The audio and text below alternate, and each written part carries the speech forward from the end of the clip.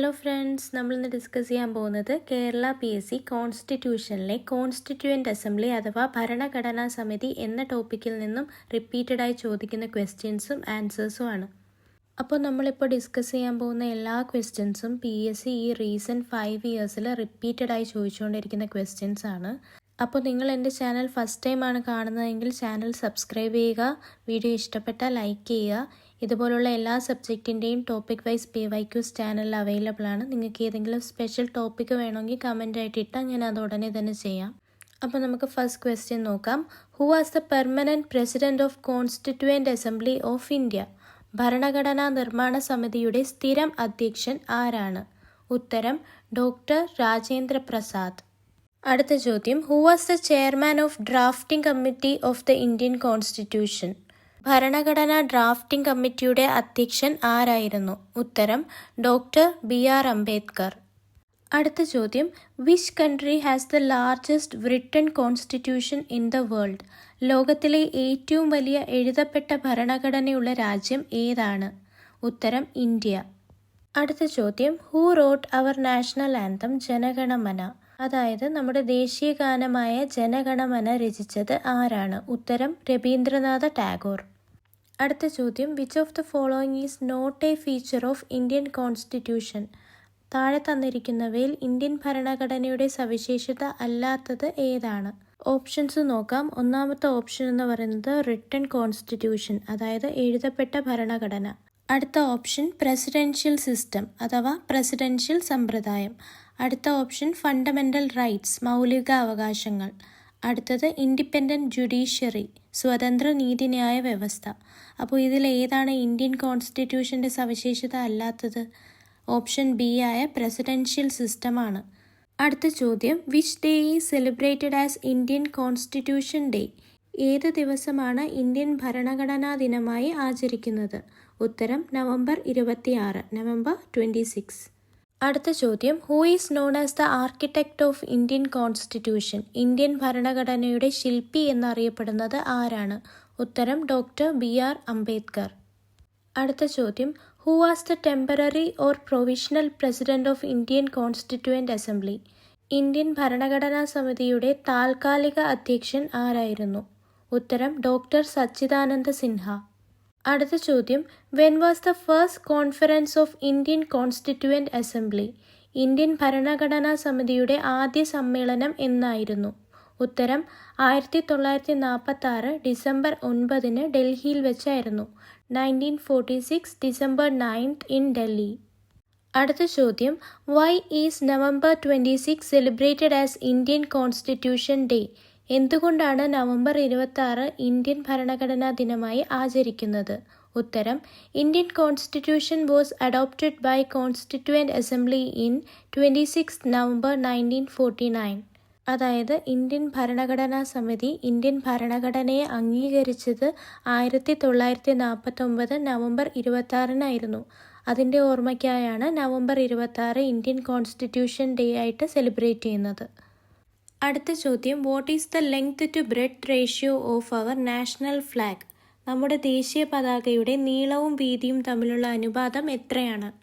ഉത്തരം 3:2. അടുത്ത ചോദ്യം, when was Indian constitution officially came into existence?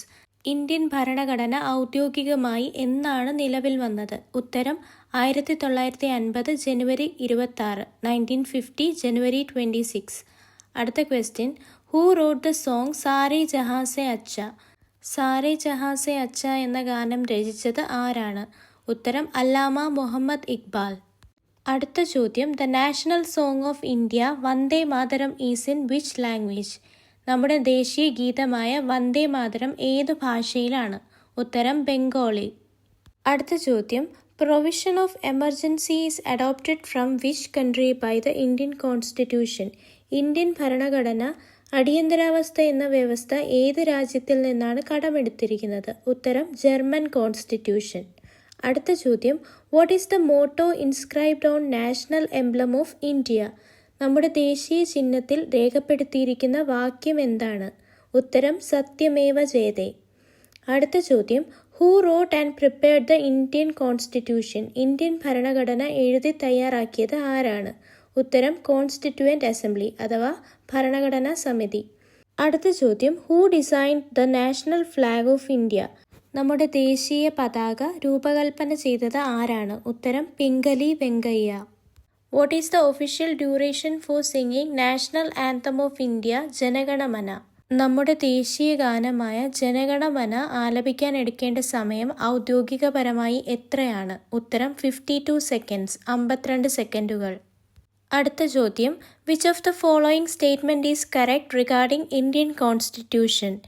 താഴെ തന്നിരിക്കുന്നവയിൽ ഇന്ത്യൻ ഭരണഘടനയുമായി ബന്ധപ്പെട്ട ശരിയായ പ്രസ്താവന ഏതാണ്? First option, Indian constitution is rigid, അതായത് ഇന്ത്യൻ ഭരണഘടന ദൃഢഭരണഘടനയാണ്. അടുത്ത option, Indian constitution is flexible, Indian ഭരണഘടന അയവുള്ള ഭരണഘടനയാണ്. അടുത്ത option, Indian constitution is partly rigid and partly flexible, Indian ഭരണഘടന ഭാഗികമായി ദൃഢവും ഭാഗികമായി അയവുള്ളതുമാണ്.